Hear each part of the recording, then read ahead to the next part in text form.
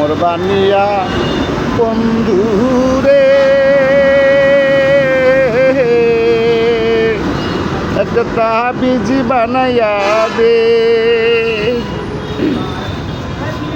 আরে মরিয়া গিয়াছে হে বিয়ার স্বামী স্বপনে আইছে। মরিয়া গিয়াছে হে বিয়ার স্বামী স্বপনে আইছে। ওমর সাদের বানিয়া হরে একটা তাহাবিজ বানাইয়া দে।